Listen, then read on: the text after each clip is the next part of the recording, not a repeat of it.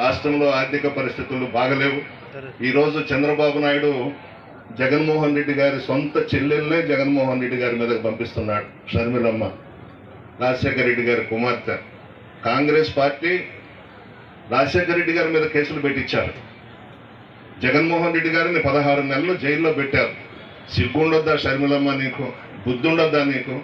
నువ్వు పోయి కాంగ్రెస్ పార్టీతో చేతులు కలిపి ప్రజల మనిషి, పేదల కోసం పాటుపడే వ్యక్తి జగన్మోహన్ రెడ్డి గారు నీ రక్తం పంచుకొని పుట్టిన మీ అన్నని ఓడించాలని చెప్పి నువ్వు కాంగ్రెస్తో చేతులు కలిపావు అని అంటే భగవంతుడు కూడా నిన్ను క్షమించడమ్మా. స్వర్గంలో ఉన్న రాజశేఖర రెడ్డి గారు కూడా కంటతడి పెట్టుకొని ఉంటారు ఖచ్చితంగా నువ్వు చేసిన ఈ దుర్మార్గానికి. తప్పు చేస్తున్నావు షర్మిలమ్మ, నీ ఇష్టం వచ్చినట్టు మాట్లాడుతున్నావు.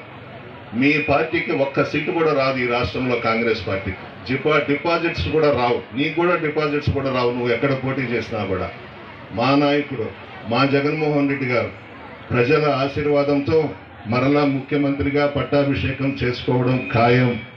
భగవంతుడు ఆశీర్వదించేస్తున్నాడు. పేద ప్రజల అండ, ముఖ్యంగా ప్రత్యేకించి మహిళల అండ జగన్మోహన్ రెడ్డి గారికి ఉన్నంత వరకు జగన్మోహన్ రెడ్డి గారు వెంట్రుక కూడా పెరగలేరు ఎవరు కూడా. మీ ఆశీర్వాదం జగన్మోహన్ రెడ్డి గారికి ఉంది. మిమ్మల్ని జగన్మోహన్ రెడ్డి గారు నమ్ముకొని ఉన్నారు.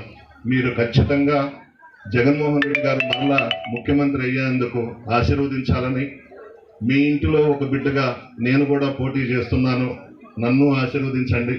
ఎంపీగా వేమిరెడ్డి ప్రభాకర్ రెడ్డి గారు పోటీ చేస్తున్నారు, ఆయన్ని కూడా ఆశీర్వదించాలని కోరుతూ సెలవు తీసుకుంటున్నాను.